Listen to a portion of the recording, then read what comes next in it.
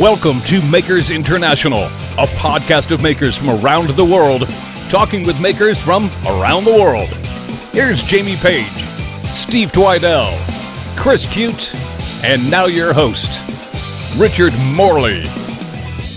Hello. Good morning, good afternoon, good evening, good night, good times, whatever time it is, and wherever you're listening. Join me, as always, Mr. Chris Cute. Hello, everybody. Steve's currently not here, as you probably would have guessed, so we're going to move on. And Jamie's here tonight, Jamie Page. Hello. I was trying to very quickly think up some kind of sleepy, just woken up thing, but it wasn't going to happen. So we'll just go with the normal Jamie Page. But this week we have a special guest with us, and we don't mean that kind of special, honest Joe. And you're probably one of the few guests that we can say that, because obviously you were and still are part of the crew, kind of honorary member of the crew. Joe's back with us tonight, so it's a bit like a throwback Thursday on a Sunday night for the podcast. So how you doing, Joe? You're right, Sam, yeah. That's another question. That doesn't answer my question. Anyway. I've missed that at the start of every show. You're right, don't you? It's got a little warm place, a little ring that has when Joe says that. I always think back to the older episodes. But yes, so as always, tonight's podcast is brought to you in part by Yorkshire Grit, the wood turner's abrasive paste. Our good friend Chad over at Mancrafting, who is still giving away one of his awesome Mancrafting mugs every so often. Jamie, you're in charge of that. And Pam over at Highland Boxes, who's making awesome hybrid blanks. Very quickly, quick shout outs, and we'll say hello to a load of people who are currently in the live chat, which is doing pretty well tonight, I must say. So we've got Andy from AH Bespoke, David Woodbarber, Andy Pugh, Tales from the Tinkerage, Figments Made, Annabee's Workshop, Wayne the Woodturner. I'll zoom down a little bit further. Figments Made, I've already said. Leona Wefe Woodturning, and I did see that Caitlin the Cat was in the chat at some point, but it goes so quickly it whizzes on by. So a big welcome to everyone who's listening live in the chat. Good evening. And Chris, do we have any random listener questions from the week? Well, yes and no. I mean, if we could, this is actually a week we could go without if you'd like, because the questions I was kind of thinking we'd have a million questions for tonight's well, show, I think we do, but I think they're probably all going to be related to the subject matter. So if you want to, I can ask because I have the choice of either a stupid question or a stupid trivia question, and we can honestly skip both and just move into the topic if you'd like. I mean, it's up to you guys. I'll let you. I'm happy with that. Yeah. So we'll brush. You just edit that bit out. That'd be fine. We'll leave it. I'll just to let the people know who asked the stupid question, the stupid trivia question, that it wasn't even good enough for us to. Anyway, go ahead. Was it Jamie? Did Jamie ask the question? let's go with yes. What was the answer to my question, or the? My silence can be bought, and I will hang on to it until I get a check. Awesome, right? So, Joe, over to you, mate. You are the man of the hour with your lightning news from yesterday. So, why are you here, and what are you doing? Tell us all. Well, basically, it's thanks to Chris. Really, Chris reached out and asked if I could be willing to come on and do a bit of a Q&A regarding Maker Festival. Because as it stands at the moment, I did try and cover as much as I could without setting myself up for a fall to kind of what the idea is and what I'm hoping it to be. But that's what I'm kind of hoping that the chat will chime in a lot within this episode to try and answer any questions that they've got, if there's anything that they're interested in or that they want to know that I maybe didn't cover in the announcement video. So hopefully they have. Awesome. So I personally haven't seen the announcement video, but I do know what it was all about because obviously everyone's been sharing it and people have been talking about it. But if anyone has been living under a rock for the last couple of days, just very quickly, you're doing Maker Festival. What is Maker Festival? When is Maker Festival? Who can come? What's the sort of general outline scheme of manoeuvre? So the idea is we've literally recently come off the back of Maker Central, which was an amazing event, and same as the first year, just everybody loved every second of it. And we've kind of left now with, is it going to be another year until we have another get together and everybody's on a downer And it was really that feeling of when's the next time we're all going to be in the same place together, we're all going to be able to have this same kind of experience. And I believe there's been like talks amongst loads of different people about starting different events. And I'd been coming up with this for a while, and I thought I've just got to go for it. And I'd found a few different plots of land that I would hope would be suitable. But that's when I got to the point of thinking, well, I'm going to try and approach these people, these landowners and site owners, without any real idea of how many people would want to actually attend this. I could go to them and it could be just 10 people wanting to go, or it could be 300-400 people, and I'd kind of be in a bit of a mess. So I thought, right, I've got to announce it. I need to gauge what the interest is. So the idea at the moment is that we would have a place to all congregate. My first thought is the likes of a campsite. That isn't 100% set in stone, but I like the idea of that atmosphere. Of course, there would be 10. Because obviously, I mean, a campsite that's got, it's geared up for loads of people camping with all the facilities, toilets, and all the rest of it as well. So that makes sense. Yeah, that's it. That's a thought behind it. But a big part of it for me as well is I don't want anybody to feel as if they'd be excluded. So myself being the best example, there's no way that I would be able to actually stay in a tent. And I know there's a lot of people, whether they're able or just don't even want to do that. So I'm trying to find somewhere that's got the likes of log cabins, caravans, and even nearby hotels. So at least there is an option if somebody's got disabilities or they just don't like the idea of getting dirty in a tent for a weekend. At least there would be an option, and they wouldn't see this as an instant, oh, that's not for me because I can't do that. So that's kind of what I'm trying to get sorted first. As soon as I can settle on a plot of land or an event like area that is suitable and that's set in stone, I can move forward with the rest of the plans. And judging by the response that I've had so far, it's looking like it's going to be at least 300 people that I'm wanting to attend. When you get to those numbers, it's going to be very difficult to find a campsite that could hold that many. So I'm starting to even consider, I joked about it in my announcement video when I said it could be 300 of us taking over a campsite or 2 of us bunked up in Butlins. The likes of a holiday camp is seeming more and more as if that could be a good route if it's the right atmosphere, because obviously they can hold much larger numbers than an actual field or whatever it would be. So I'm trying to find a few options of different sizes.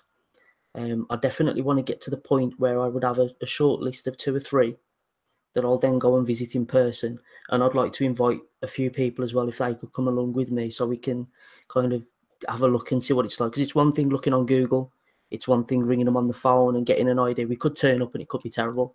So I want to be able to see it in person and make sure that it's right for us. But I'm kind of, it's very early stages, very early. So there's lots planned. How, I mean, like I said, with the campsites and what, are you looking to literally take over the campsite and effectively, because you like go somewhere, it's a public place. Yes. I mean, how are you looking to kind of, if I'm there with my family enjoying a weekend and all of a sudden you bunch of rowdy so-and-sos rock up, Exactly. that you could be disturbing. So, I mean, is that partly why you're looking to that maybe take over Butlins, or that's the idea? So basically, if I keep mentioning a campsite as if it is going to be, but it isn't settled yet. Let's say it's a campsite. My idea is, because I've got no money, I'm not like, I haven't got a hidden pot of money in my bank. I can't put on a massive event like Makers Central, but that won't stop us getting together. So the theory being is that I'll be contacting sites and I'll be talking to the owners of the sites, and I'll be able to show them the likes of my announcement video, talk about it on social media, and be able to give them a number of the amount of people who are interested in attending. If I can go with them with an amount of people that I can say, I can fill your site, I can cover every single plot with people that want to attend, I'm going to go to them and ask that they can give us exclusivity. And I'm going to go down the route of using a code. I think that's the best way to do it, because it won't be a ticketed event.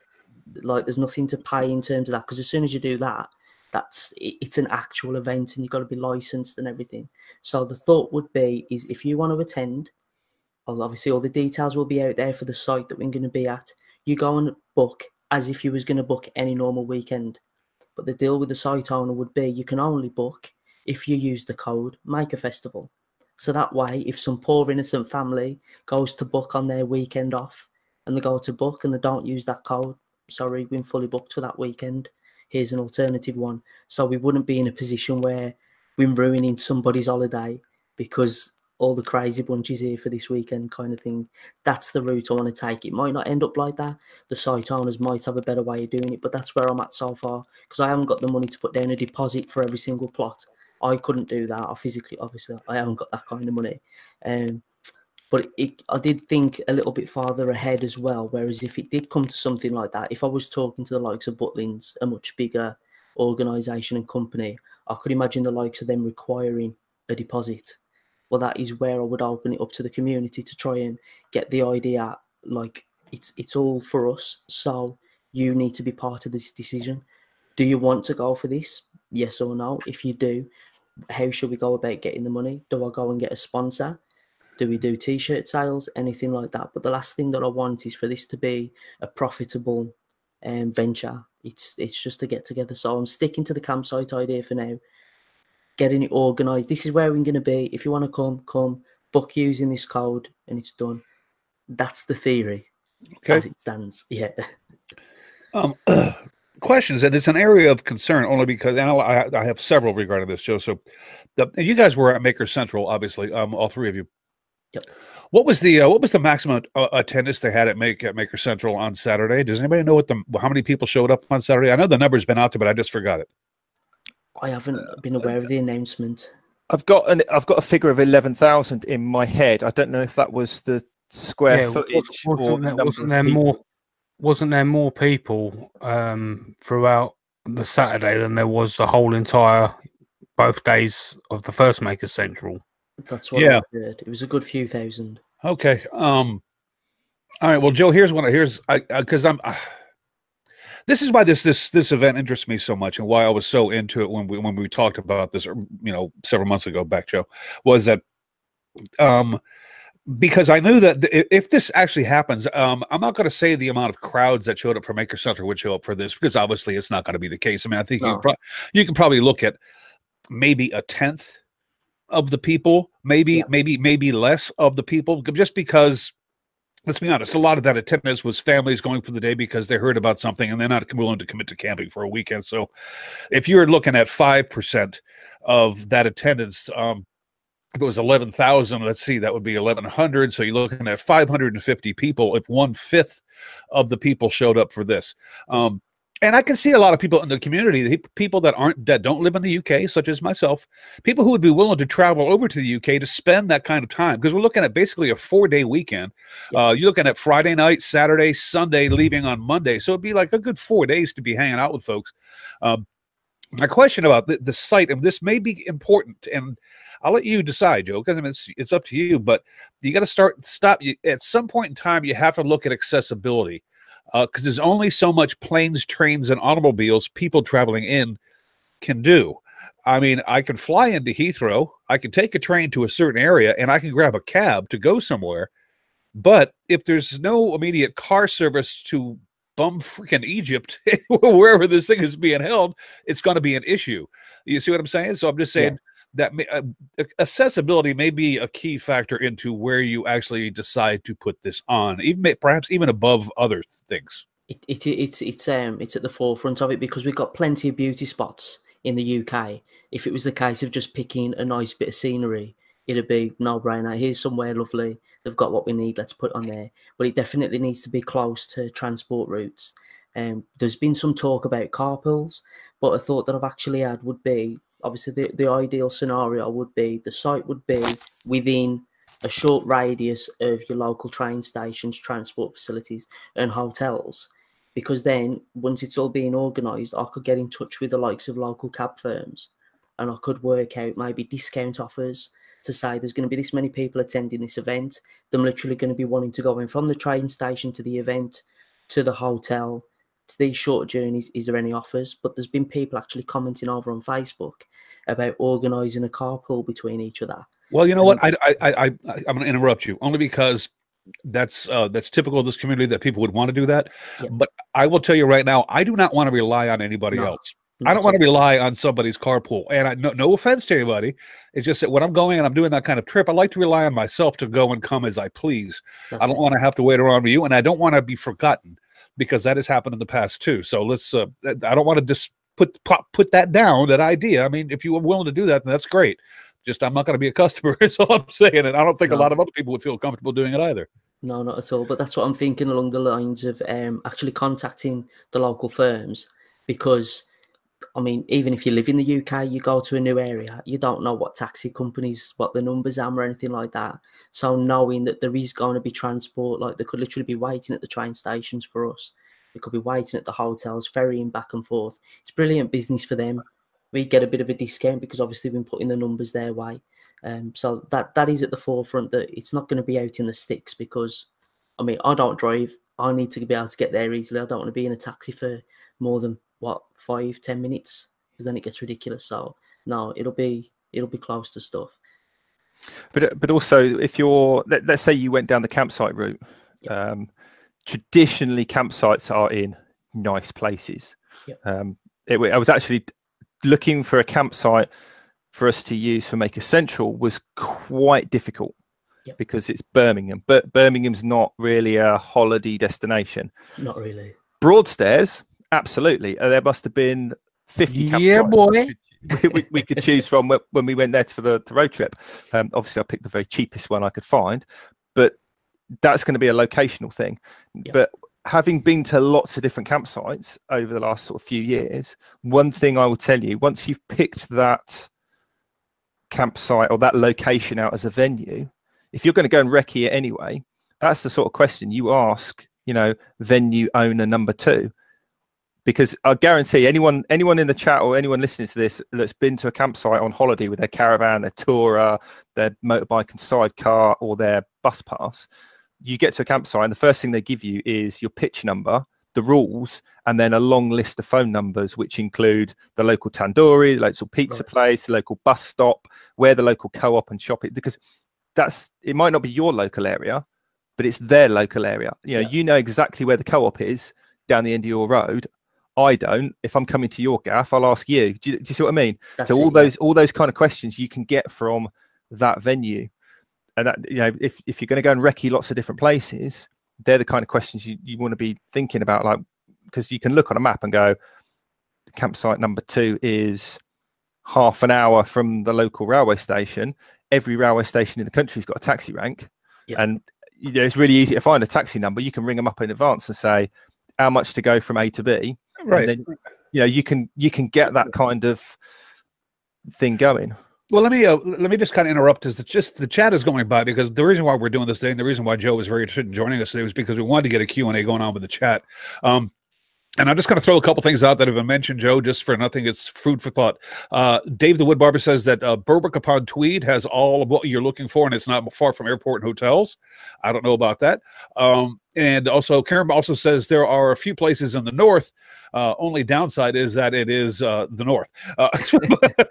But campsites are going to be hard on people that fly into to and from the States. And Dead Rise, that was kind of where I was coming from when I said that, but I don't think so. Not with the UK's transportation. That's why I was saying planes, trains, and automobiles. It's normally not that difficult, as long as the site is somewhere close to wherever a train station may be, because you can always pick up a cab, and if it's a 5-minute drive to get to the location, that's not a problem. So what I was trying to obviously make clear to Joe when we brought that up was that putting someplace out in the middle of nowhere would be a problem for those people that wanted to travel into the show, and I think that Joe's aware of that. So all right, there you go. That's it, definitely. Because it is literally the most important thing, because if it is out in the sticks, even for people who aren't flying in, it's going to be a nightmare to try and get there. A centralized location would obviously be the best option, purely because it's in the middle of everywhere and it kind of keeps it more fair. But I'm not adverse to it being more further north or further south, east, west, whatever, as long as there is that easy connection via train, via plane, anything, literally, and even motorway as well, because I know there'll be people who want to be coming up in the camper vans and stuff like that, so that has to be an option as well. Can't have something where it's going to be 2 or 3 hours driving down country roads and awkward, directions and stuff. It has got to be an easy attendance. I mean, Joe, this is probably not the time or place, and we could talk about this later, but there are ways to fund the festivals like this, to set up like buses that will transport people from airports and things of that nature. And it's not that expensive, and there are ways to do it, but we could talk about that later. Mr. Twidell, how are you, sir? You're muted, but I wanted to say hello and acknowledge your presence with us today. I can't hear a thing that he's saying because he's come in the hangout after I have. So sorry, Steve. I've no idea what you're saying, mate.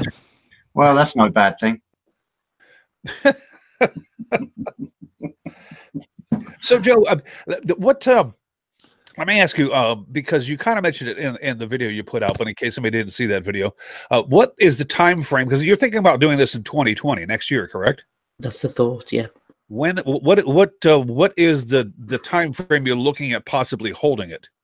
Well, but my first thinking is purely weather-based. So in the UK, we haven't really got the best track record when it comes to weather.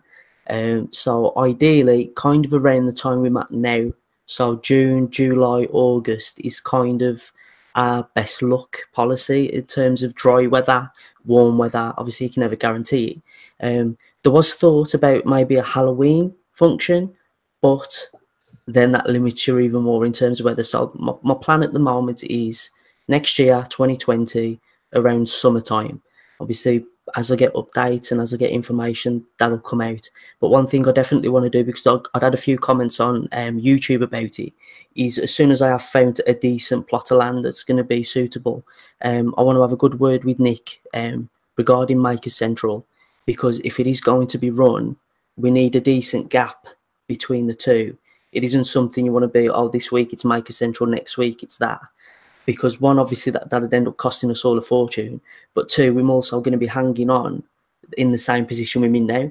You'd have two events back to back and then a whole year waiting for something else. So it's tough to say for definite, but summertime, that's what I'm hoping for. But then the flip side of that is, let's say, last year's Makers Central was it the week before it was this year, something like that? They were almost exactly a year apart, weren't they? It was the first weekend in May, if I remember correctly. Yeah. I mean, and there were a lot of people that came over from a long way off and were here the week before and the week after. So that's a 2-week window. So actually there's a fairly good argument to say, do you know what, screw it, have the two back to back.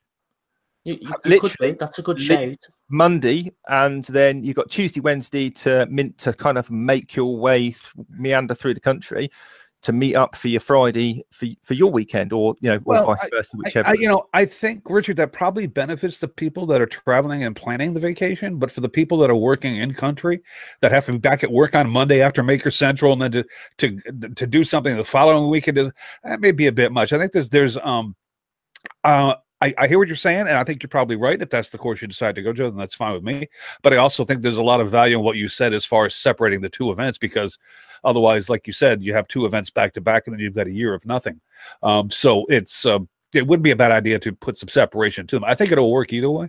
But I honestly see the value looking at it more personally, my own opinion, as opposed to having them back to back, to separating them somewhat so that you actually give people a break, give people a chance to look forward to something else, and then there's not such a dead year in between. It totally, from what I understand of it, there's an argument.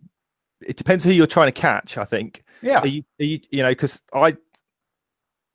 for me personally, and I'm trying to look at it, let's say Chris organised something in Connecticut or in Iowa. Yeah. That would make it really difficult for me to go to haul, or camping stuff, or rely on pitching in with somebody and all the rest of it to make it to that event. If you're having it in the UK as a camping event, for me, absolutely sign me up, because point me in the right. We'll hitch up, we'll hook up, and the kettle's on. Regardless of where it is in the UK, but that makes it slightly more difficult, probably even for you, Joe. Let's say you pick your venue. It's probably easier for me to get to it than it is to you, because we just jump in the car, put the postcode in, and that's it. We've got a tent, we've got a caravan, we've got a tourer, we've got a kettle, we've got 4-bar electric heater. I'll bring my lathe, the scroll saw, and we'll sit there in the awning and we'll make stuff all weekend with people. But potentially you've got to bring it all on your back. So it kind of boils down to who are you trying to catch, and I mean that in terms of, is Chris going to come back over? Are you looking to get people from overseas in potentially, or are you like, they can come, but I'm not really thinking with them in mind, sort of thing. And I don't mean that from a, I mean that from a kind of a practical, honest point of view. Don't take that personally, anyone coming in from overseas, but you've got to plan these things, I think, with that in mind. Yeah, definitely. It isn't being put on in terms to cater for any particular audience. Like I try and put across that it is literally for everyone. To try and put on an event anywhere that has got an international audience isn't going to be awkward any way you look at it. And you're never going to please everybody. No matter where or when this happens, there's going to be a ton of people that aren't going to be happy. And just you have to realize that and get over it. But Richard, I think Joe made it clear in the beginning that he's not looking to profit from this. He's just looking to create an event that doesn't cost anybody anything other than the fact that they attend it, and whatever. If it's a campsite, they have to pay for the campsite for the weekend. But Joe, you're not looking to increase your bank account over this, I assume. No, because the thing is, I've got no money behind me anyway. If I was putting on, this is the thing. I keep using the word an event, and it's got a name. It's called Maker Festival. The reason behind that is how social media works now. You need to give things a name. You need to talk about them as if them an actual thing that's happening. How I look at it, this is how the event plans out in my mind. We're all here on the podcast now. If we want to get together, it's very easy for us to organise a get-together between the few of us that are here. We could go on holiday together and we could easily organise it because there's only a small number. Soon as you want to start increasing the amount of people you'd like to hang out with, it gets very awkward and it's a right headache. So the best way in my mind to do it is I'll be the one that organises it. This is where it's going to be. I'm going to be there. If you want to be there, come along. If you don't, sorry, you missed out, kind of thing. That is all it's going to be. I'll be a go-between, perhaps, but nothing in terms of what I say in the video. I'm not organising anything in terms of demos, and there'll be no stalls, food, drink. I'll mention music in the video, but it won't be organised. This is where I'm talking about the community side of things, because you've only got to look at the comments. There's a lot of musical people, for example, in our community. If we're all getting together, people are going to want to bring a guitar. They're going to want to have a sing. They're going to, that's the kind of idea that I've got. So it's not an event in the true sense of the word, because nothing is being organised. Nothing's being planned. But if you want to do something, I assume people, if they want to do something, they'll bring it with them and do it. That's the whole thought behind it. And if we go down that route, then it saves a hell of a lot of headache, a hell of a lot of money all round. I'm hoping, naively as it may sound, but I'm hoping that it's not actually going to cost me a penny. Because at the end of the day, I'm looking at it, if I'm a campsite owner or a holiday resort owner, and I've got somebody coming to me saying they can fill out my plot and I've got to do no work, I don't think I'd be turned away from that. So from that point of view, it might be, I'm just thinking about it from the landowner's point of view, particularly if you end up with a kind of a campsite. Yeah. Because somebody, I can't remember who it was, somebody mentioned in the chat, Lothian Woodworks, end of July, August would be good for school holidays. Absolutely, it would. Exactly, yeah. But from the point of view of, and taking on board what you said, literally, like, I'm just going to be somewhere and I'm going to tell everyone where it is and when. I'll rock up if you like, point of view. Yeah. If you went to a campsite in the school holidays and said, I guarantee to bring you all these people, probably the answer is going to be, mate, I'm guaranteed that every school holidays until the day I die, kind of an attitude. Yeah. Where, and probably Butlins as well, because mate, we're a holiday place. It's holiday season. That's why we jack the prices up. Whereas that's a good argument to then go the October, the Halloweeny side. The off season. Because that's quiet time. There is definitely. If you then rock up and say, when you're basically on half hours, I want to bring 300 people in. Let's sit down and have a chat about it. That's probably giving you a bit more leverage. Yeah, leverage. Well, this is the benefit of actually like opening up the conversation with them, because if they put it forward as well, then that gives me a better hand if they're broaching a different date. But there's even the thought, because as I sit here now, I've been offered land already that I can use free of charge. So if I wanted to, I could put the announcement out there now and it's all done and sorted. But it's not suitable in my eyes because it hasn't got toilets. It hasn't got power. It hasn't got log cabins. It hasn't got anything like that. But I've been offered it. And I'm not adverse to the idea of perhaps having a plot that is literally just land, but is very close to a variety of hotels, perhaps. That could be a good option, because you can get some very budget hotels that end up cheaper than pitching a tent, like the cost of a plot of a tent. So if there was a variety of hotels that are all within 5 minutes, whatever, and everybody arranges, right, we're all going to have a big bonfire of a night on this plot of land that we've been given. So, yeah, make it like a very hippie Woodstock type event. Steve, you tried to jump in earlier, and I don't think Richard could hear you. What do you got, buddy? Yeah, I mean, I'm coming from a background of, I was part of an event, right, UKIS, and when you're jumping into something this, like this, Joe, is you've got to be ready for the fact that this thing's going to grow legs. Yep.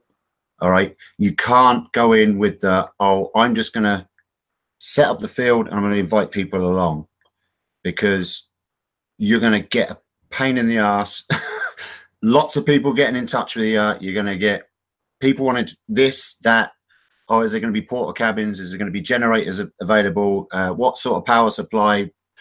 Does your insurance cover this? What distance is it from the road? Yada, yada, water, all this kind of stuff. So you've really got to make sure that you've got everything in place before you say this is going ahead. And that is just from personal experience of when we first did UKIS. Yeah. We just put this little feeler out that, you know, we're thinking of doing this, and it just exploded.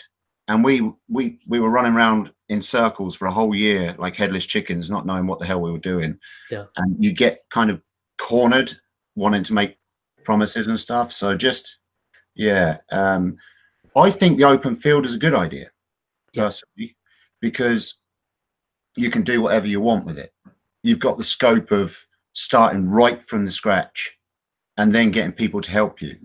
That's it. You know, and the only downside to that is that a lot of those kinds of events, and I'm not opposed to it, Steve, I'm kind of like right there with you. I'd like to see it happen. It's just events like that tend to become day of event becomes very disorganized. People running everywhere, not knowing what to do, where to go, how to set up, where, it just becomes logistically kind of a nightmare. But once everything's sorted, the weekend can happen and then everybody's set. It's just, I'm saying, it's when you walk up, when you're driving through the gates of a campground, it's very obvious. There are campsites. You're assigned this number. You go there. You put your stuff there. Here's the commons ground. That's where everything's going to be happening. It's easier logistically than it is just to say, I've got some land, let's just go pitch our tent wherever we like, and please try not to drive over people that are maybe sleeping in their tent. It can become quite hectic when you leave it open like that. That's all I'm saying. Yeah, I mean, you're gonna, I mean, I totally agree with, but I just worked out what Steve was saying because I had to listen to him live, so there was a bit of a delay about the UKIS and all the rest of it, and I get what Chris is saying. Having been in your situation, Joe, about trying to organise things for lots of people and looking for various, plans and options and all the rest of it, you will get lots of people. And I'm not saying this is what Steve was doing, because Steve was coming from a point of experience with UKIS, etc., etc. But you will get people saying, "Oh, insurance. Have you got the insurance? Is your insurance? Oh, what about your permits? You got your permits up to?" And that's all well and good. But one thing to bear in mind and to keep you on a steady course is these things already happen. Yeah, UKIS happened, Maker Central happened. There's a bug fest for VW Beetle owners, and there's pick a car. Yeah, there's meets for those particular cars that happen every single year, day in, day out. Yeah, these things happen, so they are possible. So just to keep that in the back of your mind, that there are idiots out there organising events with the same as this, but with a different topic or subject field. That's it. Every single day. So don't get dissuaded because somebody's going, "Oh, where's your insurance?" It's like, good point. I mean, we had exactly the same when we were setting up the Maker stand for Maker Central, and we need insurance. Nick came to us and said, "You got to have your own PLI." No problem. This is a company we use. And after that show, Jamie and I hung around. We found a company. We had quotes coming in the next day. We were all ready to go. And it took a couple of days. Yeah. Yeah. So, Let me ask a stupid question if I can, because I've done not events like this. I mean, most of the events I put on when I was in radio were concerts. So, but it's kind of the same thing when you're asking the public to join you. But in a case like this, because Joe, the way I take this is you really want to just say, hey, everybody, here's where it's going to happen. Come join me. Love to see you. And that's the end. That's basically the end of the work that you want to have to do on this. And the only way to get around that, and tell me if it's even would even apply, John, because I don't know the laws in the UK. But if like Joe, if you're rocking up to a campsite that possibly has 300 sites, and you're cutting a deal with the owner of the campsite to say, hey, look, I can fill all 300 of your plots if you'll give us a little bit of a discount, and I could put 300 people into your park for 4 days. Let me know, and we can work that out. And the guy says, yep, I'll be happy to reserve that for you. Then that's the only situation where you personally don't need permits, because the campsite is then liable, because the campsite is then selling the tickets to individuals, and you have nothing to do with it. That's the plan. That's going to be the easiest way, I think, to handle that situation. If you open up a field and ask people to come there, the owner of that field is going to have some kind of liability insurance, because if something happens in that field, they're going to be liable for whatever happens. So it's a much easier done and dusted to do it with an organized site than it would be to just rock up in the middle of a field. Exactly. That's the plan behind it, because there was, like, I've had a lot of comments, as you can imagine, and messages, and it's all really helpful, because obviously I've never done anything like this before. So all help is welcome. But the likes of, because I mentioned, say, we'll have a campfire at the night, and we'll all be crowded around the campfire, and people will be singing and all that kind of stuff. So automatically it comes to mind, you're running an event, you need license for live music, you need to have permits for lighting fires and everything like that, and that's completely fine. But if you imagine that you at an existing site, they've already got those in place, as Chris was saying. So there's a lot of campsites you can light fires. They'll have it all over the websites and stuff like that. So we're fine there. If somebody is sitting outside their caravan and they're musically inclined and they start putting on a show, that's up to them. They're on holiday. If none of the other campers complain about it, that's perfectly fine. And I know we've got a lot of talented people in our groups that, I mean, I've got an angelic voice. I mean, I think everybody will agree. If I wanted to belt out a song, we'll be drawing in the crowds now. Oh, God. But, I like how you assume everybody would agree to that. But go ahead. Well, I won't mind as long as you take that mic with you. Yeah, that way it'll turn it cutting off. That's the idea. Yeah. But no, I mean, like I say, the best analogy that I have for it is I'm organising a group holiday. If you can come, that's brilliant. And the thought of talking to a site to say, look, give me a block of time and I'll fill it. Give me a time window where you will allow us to book, and if we don't book it, it doesn't go ahead, kind of thing. I'm willing to do it. I've said it's going to happen. I guarantee you, I'm happy to say, I guarantee it will happen. I don't know in what extreme yet, but there will be something. And that's all I can say at this stage, because as soon as I've got the land sorted on my end, as soon as that land's there and I've got a date that I can tell people, we can call it quits. But if we've got the time and we've got the potential, that's when we can have the brainstorms, and that's when we can look at, right, what other stuff could we do? Could we all, like, I don't know, of the Saturday night, I could speak to Domino's or Pizza Hut, like, can we have 300 pizzas come over for the night? And that could be something that's organised. There's so much potential without it actually being, what you call it, like, right. No, I think insurance and whatever. Joe, this idea has been kicking around, and I know, and not to take away from you actually doing it, but I know people have thought of this idea in the past. And it's, I think it's a great idea, but I think that the step one is to find a location. Because until you have a location, you can't give a time as to when it's going to happen. So I think that's the work that needs to be done first. And after that, I mean, let's be honest. I mean, you've got a year to get this sorted. But I mean, the sooner you can get the site sorted, the easier it's going to be to work on those things that you were talking about, the Domino's pizza getting delivered, things of that nature, you know, getting the Sam Adams truck in there for the weekend for, you know, just important stuff like that. Yeah, but no, I've got my own goals. Like I've literally got a list. Like in an ideal world, I would have the site set in stone and all booked well before the likes of October. That is what I'm hoping, and because then once we've got that, that gives people enough time. Well, I think it gives people enough time to make plans if they are interested in attending, and it gives me chance as well to have backups in place, which will definitely be needed because you never know. We need backup options. Well, and this is the reason why I still continue to think campsite first time out at this might be a better idea, is because you've got a campsite owner who's going to handle the bookings. Yeah. And once the park is booked, the park is booked. That's it, yeah. And so people that can't get tickets or get in aren't going to be running after Joe Whittaker and being mad at you for not because they can't attend the event. This is just, hey, there's limited space. Get your ticket now. Can't guarantee there's going to be many spaces for long, so do it now, kind of thing.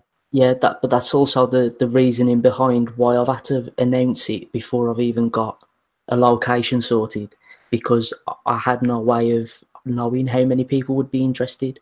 I could have gone and sorted a plot of land that could fill 500 people, and I could have had 10 people say, yeah, I'll go. And then I'd be, or I could book somewhere that's got facilities for 10 people, and I have 500 people who want to go, and there's a hell of a lot of people disappointed. I needed to know what the interest was going to be like. I'd spoke to people privately, and it gives you a good idea, but you can never know for sure. And if it does go off and go crazy to be thousands, I've got to say it now, but then it isn't the event that I want. Obviously, the likes of Maker Central is amazing. If you're getting 11,000 people through the door, that's 11,000 amazing people. But you'll never be able to have the interactions that are the best part with 11,000 people. The smaller is better, in my opinion. If you look at Maker Central, the best time I had was in the Hilton Bar. That is what I'd like to reproduce. If we can reproduce that, but that is the entire event. I'm not talking about the drinking side of things. I'm literally just talking about. Oh, well, then I'm not interested. I'm not coming. No, but you know what I mean? Like there was a group of people there. I can't guess how many there was, but there was less than 100 within the Hilton. Like it was a large group, but it was a smaller number. It was more personal. You could talk to everybody. Everybody was mingling. You make those numbers bigger, it's impossible to speak to everybody and for everyone to get a chance to. Well, if you've got but people have the room, they'll group up, and there will be groups, and they'll be able to have the intimate conversations like you're talking about, just in different areas of the park, and that's actually would be very cool too, because you could walk from group to group and say hello to a lot of people. Steve, you leaned forward like you wanted to say something when Joe said, he wasn't interested in the bar. I was just going to say, as long as there's Guinness, I'll be there. I was going to say a Guinness ban. If you build it, they will come. Joe, I'm going to put you on the spot just because I want to feel like we got something accomplished today. I mean, we've talked about it. I think that getting the idea and people geared up for it is probably step one, which is cool. I think we've done that. You've done that as well as doing this today. But I'm going to nail you down, my friend. I want to know, when do you think you will have an answer on a location? I would hope before the end of August. But I've said October to give me a bit of a safety window, but I would hope before the end of August. I'd like to be able to get out during we've got the nice weather to be able to visit the plots, because I don't want to settle on a plot without actually visiting it in person. And as I've said, I'll be putting out, putting the feelers out to hopefully get people along. So like Richard, Jamie, Steve, like if you're available or whatever, I'll put a message out like, I'm going to be going to this site on this day. Anyone wants to tag along, let's go and check it out. Could do live streams from there, see what everybody thinks, get everyone's input. Fly over, I got a field for you can use.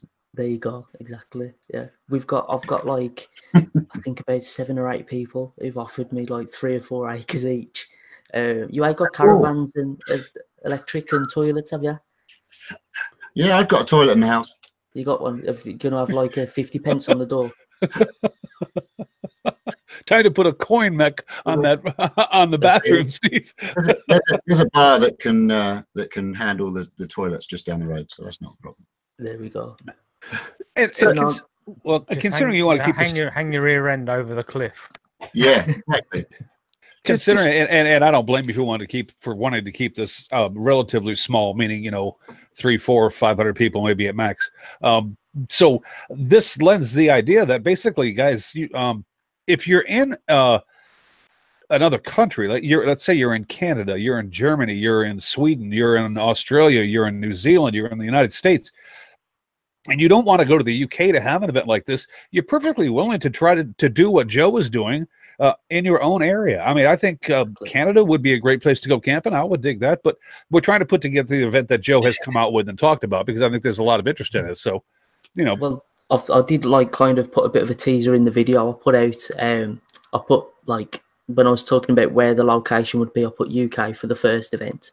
I think it lends itself well to be like spread all over. It could happen in Europe, it could happen in America, in Australia, it could happen anywhere, it could happen at the exact same time. Imagine having an event where the same weekend in multiple continents, makers and getting together, we could literally have something set up, have a massive screen, big projector. I would love that. Going, like how they do with the World Cup kind of thing. So everybody's all congregating. You can go and see. There's the camera from the Australia feed. There's the America feed. We're all together at the same time.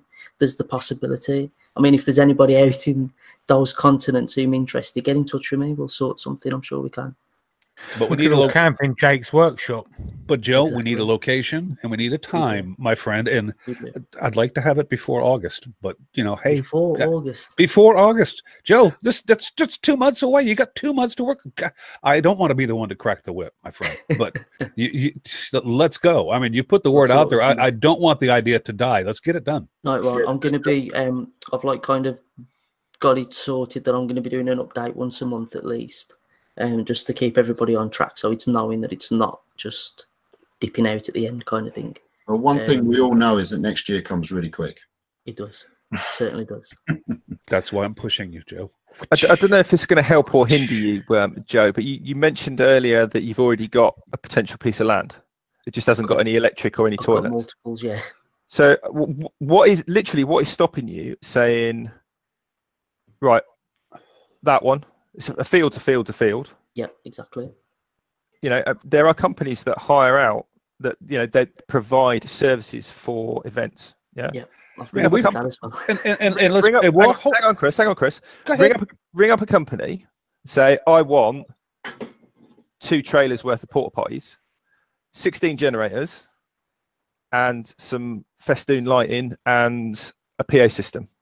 Yeah. How much? And they'll go X amount of dollars. Right. That'll get you enough toilets for 100 people.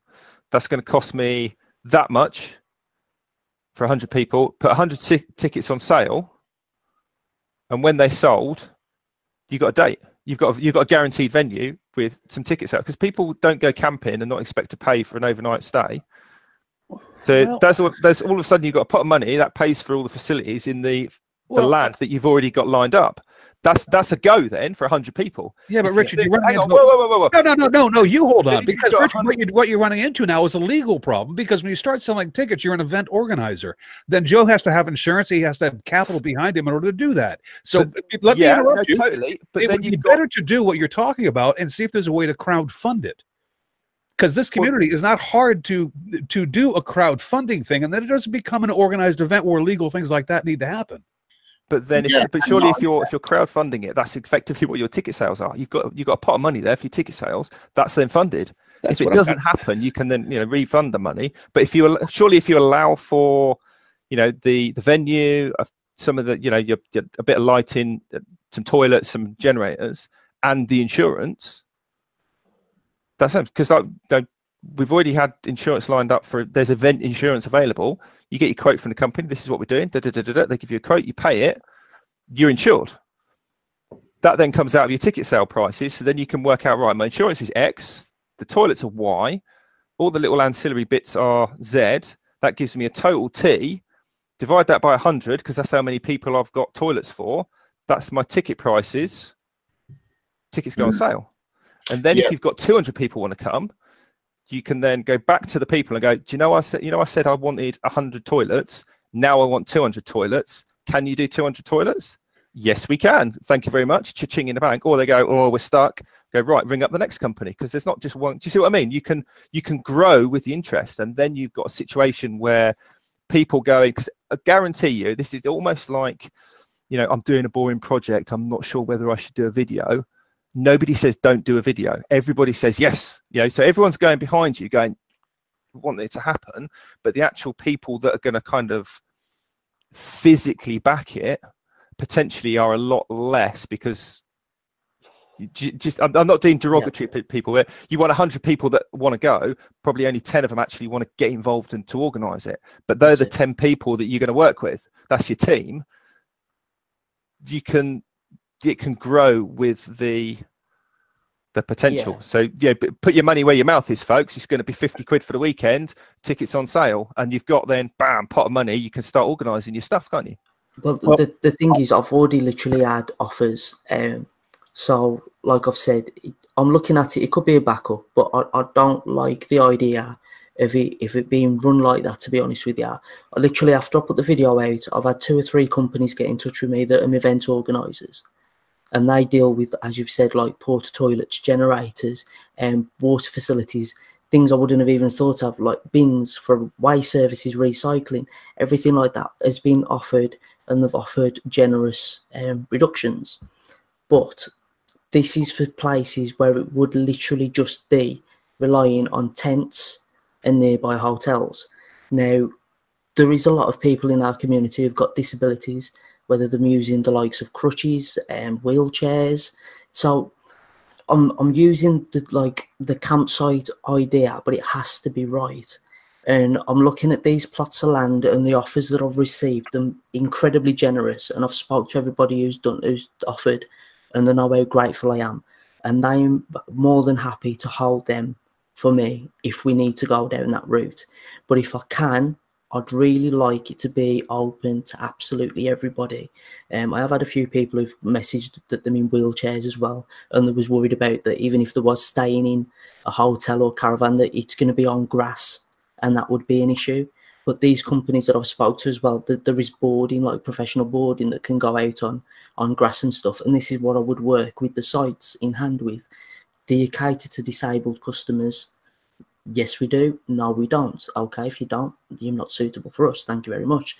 That is the route I want to go down. Because even places like Glastonbury and Cropredy, the music festivals, they have disabled people that go to those. So that should include everyone. Yeah, quickly on the music festival. Just very quick, Chris. Sorry, there's been a festival who's actually offered to run alongside. So that could be another option as well. So like, there's an actual event that's already going on, and then willing for us to be a tag on to have our own area kind of thing. So that is something else that could be a possibility. It wouldn't be a bad idea either. Joe, I think that well, obviously step one is to pick a location, because until you pick a location, you don't know what your needs are. Because you may have needs, you may not have needs. It just depends. So it's down to picking a location, my friend. So we can avoid a lot of this talk that we're talking about right now and find out what the deal is, and then go to work on it. I just add, just before, I know you run short of time, but the thing I would just add as well, Joe, is that it doesn't matter how little input you have or how much input you have, the buck is still going to stop at you. So just be careful. Yeah, that's definitely. all I'd say. And we're behind you, Joe. I mean, look, 100%. For whatever the podcast is worth to you, I mean, we're behind you. We're willing to help you out. I mean, I don't think that there's anybody out there who would be afraid to offer assurances or willing to say, hey, Joe, if you need help, I'll be happy to help. I mean, you're going to find a lot of people like that, and we're certainly among them. So if you need help, let us know. I've been blown away by the response. I've had that many messages, private and public, of offers of help. Like literally people, and very similar to me as well. Like they've literally said, I don't know what I can help out with, but if you need anything, let me know. And I've had the professional side of things who know people who are in those industries themselves that have put their services forward. The offer of land, the offer of bands performing, the offers of food. It's been incredible, and I should have expected nothing less. Really, but it did come as a very nice surprise, to be honest with you, that there is so many people who's willing to jump on board. But it's right what Steve said. I'm the one that's put it out there, and I know that if it goes wrong, it's going to be on my head. But at the end of the day, I'm thinking it's got to be started. Somebody's got to start it somewhere. And I just do want to quickly say as well before we go off air, because like there was a lot of talk and a lot of comments as well about like a lot of other people having the same idea. Obviously, it's not a new idea by any stretch of the word, and them talking about whether they should go ahead with it or not. I think they should. I really think they should. The more events that we have like this, the better. And whether it's the exact same setup, go for it. I'd love for us to have something going on every single month. No, we can't go to all of them. That's impossible. But at least we've got the choice.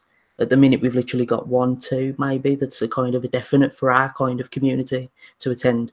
So the more, the better. I know there was like a few people talking about setting up at Steve's joint. So why not? Why not as well? Do you know what I mean? It would be brilliant. Yeah, I don't have a problem with it either. And Joe, I'm glad you put the idea out there and that you're actually working towards it. Now I'm going to hold you to the end of August. Okay, I'm going to hold you that because, brother, we got work to do. Yeah. And the sooner you get started and have a destination, the sooner this is going to get put together. And yeah. I know where you live. Yeah, you do. If you don't do Takes this, you a while to get round. well, yeah, it may take. Yeah, all right. Point taken. Well, Jamie knows where you live. So does Richard. It sounds like you're ready to book your plane tickets, Chris. I am ready to book my plane tickets. I would love to do an event like this. This is if a you think I'm fantastic going idea. to Wolverhampton, Well, I'll head up to the Black Country. I don't care. Don't matter to me. Anyway, Jamie, do you have anything for your page today, or we're going to just go ahead and wrap this up as far as the subject yes, being I done do and have dusted? something for. All right. Yes, I do have something. Jamie's page. God, And since you didn't have it for last week, Jamie's page. twice. Right, so there's 2 bits of news. So the first bit is Paul Wilmore of Paul Wilmore's World of Wood. He has recently changed the name of his channel to Create to Make. So that's create and then the number 2 and then make. That's the first bit of news. And the second piece of news is Sophie from Make It Soph has recently reached 2,000 subscribers on the YouTubes. Way to go, Soph. So well done, Sophie.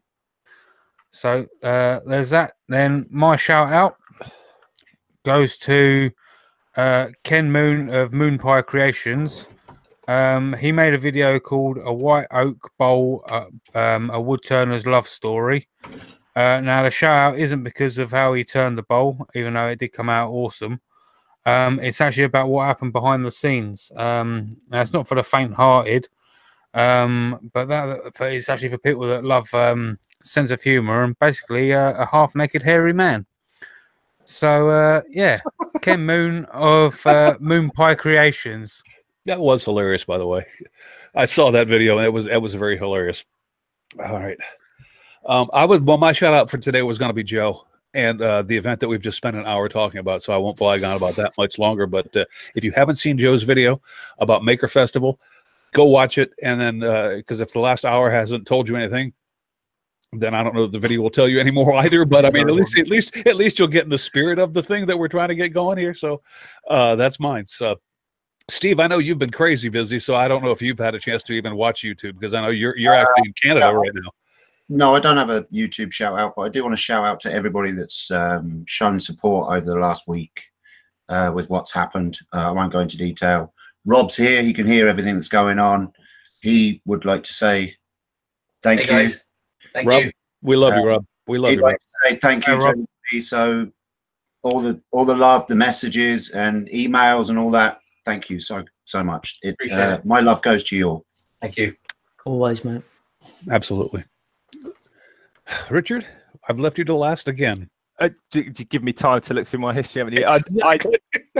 I think, I mean, obviously I can't hear what Steve was saying, but a big hi to Rob, and I pretty much think I know what along the lines of what Steve was saying, so I'll leave it at that. My shout out this week is I've shouted him out before, but he's done a series of videos. The first few were funny.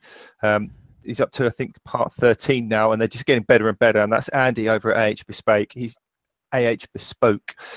He's doing his own Clockwork Orange series, which is all part of him kind of coping with a health thing that's cropped up. And they're absolutely hilarious. If you have a little kind of break in the day and you feel like a little pick-me-up, just watch these videos because they're absolutely, they'll have you doubled over laughing. They're brilliant, Andy. I'm really enjoying them and I can't wait for the next one. So cheers for that. That's my shout out. All right. Well, Joe, I'm going to skip you just because I want you focused on location. Someone send Joe a map, ordnance survey map of the UK with campsites and like. Ann Island. and Ireland. Well, you know what? If Ireland wants to hop in and have one at the same time, I think that would rock. Actually, I would have a hard time choosing which to go to if that happened. Just imagine us slot on a someone said about St James's Park. No chance. Stonehenge. Let's do it. All dress up as druids. We'll make it a druid party. We'll light fires and dance. It'll be great. That's it. You heard it here first. I genuinely love the idea of piggybacking on somebody else's event. Yeah. Well, I've had Just like let them organise it all, and we'll just rock up and take over the whole thing. And if there's any trouble, it's their problem. Brilliant. That's been discussed. Oh, wow. Oh, my. Well, Richard, we have run out of time, so let's wrap this up, my friend. This is our podcast. We make up how long it is. Yeah, but I have to edit it, so I tell you when to end it. Since Joe left, I'm the dude. Yeah, okay. Chris has all of a sudden got Joe's evil eye. Joe understands. Trust me. Joe, you understand. Where did we get to? Just let me look down. Sorry, Chris. Yes, so I think that does just about wrap up this evening. So, Joe, I'm super excited, and it was July, wasn't it? Middle of July, you said, for a deadline on this. Yeah. Of course it was. Thank you, everyone, for joining us this evening. If you are still watching, why? If you're not, we'll say what we like about you. Until next week. Are we talking education, teachers? Well, we hope so. From last week, I think that's the plan. Andy, you're in the live chat. I'll get on to you for next week. Just let me know you're still on for that. And I know Dan is on Hollybobs, so I'll get him a message to sort something like that out. So, until next week, you take care, and we'll see you later. Ta-ra. Have a great week, everybody. See you later. Good all of it. Bye.